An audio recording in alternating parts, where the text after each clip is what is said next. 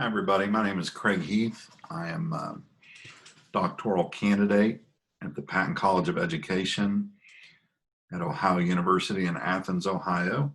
And I'm presenting a paper to the conference on spiritual leadership in Appalachian, Ohio among superintendents, school superintendents. Spiritual leadership is an emerging paradigm, and it comprises, according to Fry, the values, attitudes, and behaviors necessary to intrinsically motivate oneself and satisfy fundamental needs for spiritual well-being through calling and membership, which positively influences employee well-being, sustainability, and corporate social responsibility.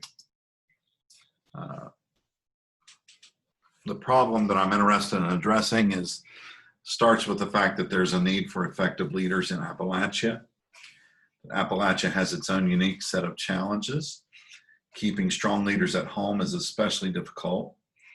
And I want to know what attracts leaders to this region and what creates in them the resilience to stay despite Appalachian Ohio's unique obstacles. So the research question is, what role does spirituality play in the practice of superintendents in local school districts in Appalachian Ohio? And when I say Appalachian Ohio, that is the geographical boundaries as defined by the Appalachian Regional Commission, henceforth referred to as ARC, and the Coalition of Rural and Appalachian Schools, that is CHORUS, located right here in Athens. So sub-questions: how do superintendents in Appalachian Ohio view spirituality as a motive for where they choose to work and practice? This has come, we've looked at calling. That's how we've identified that. How do they view spirituality as a foundation for ethics? Initial feedback is pretty interesting on that.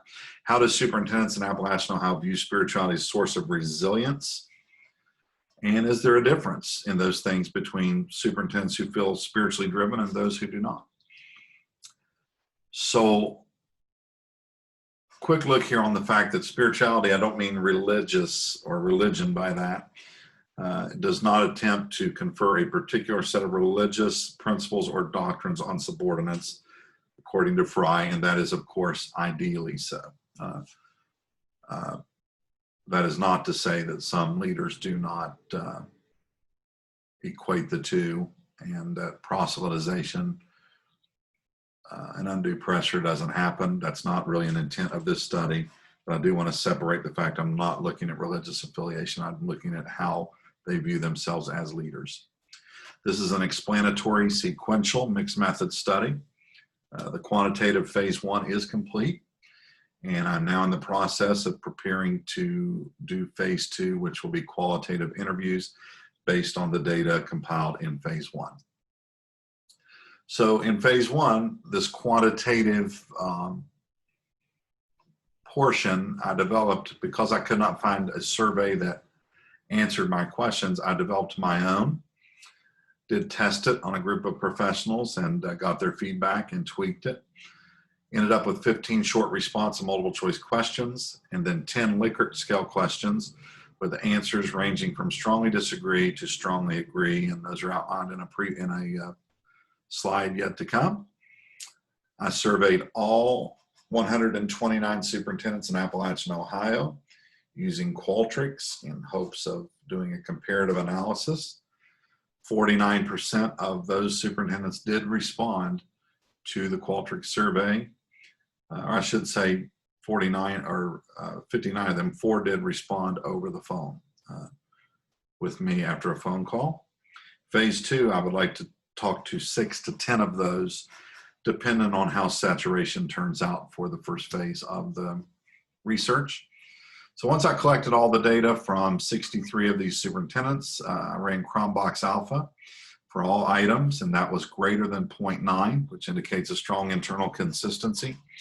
Of the 63 respondents, 48 were male, 14 were female, and 1 chose not to answer that question. You see there the age breakdown: 65% were age 45 to 54, which is my age range.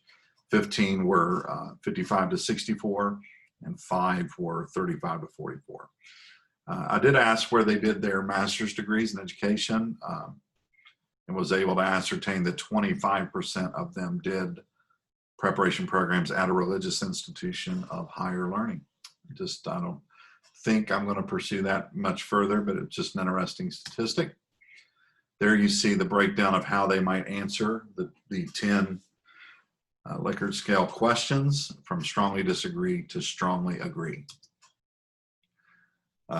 Here are the items that I ask for that scale, and I've listed them in order of mean. So, for example, I consider myself an ethical person. The mean score there was 4.6, meaning closer to strongly agree than agree, but definitely very high. Lots of them consider themselves to be ethical people.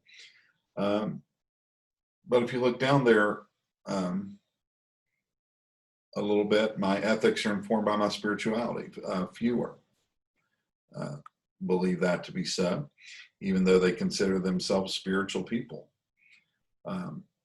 As you see there on the fourth point, lowest, I consider myself a spiritual leader. They were hesitant to identify themselves in that way. So you see some of the initial findings, some of the initial data that we began to work with. Then I started running correlations, and I'm still doing this, but I do have a lot run.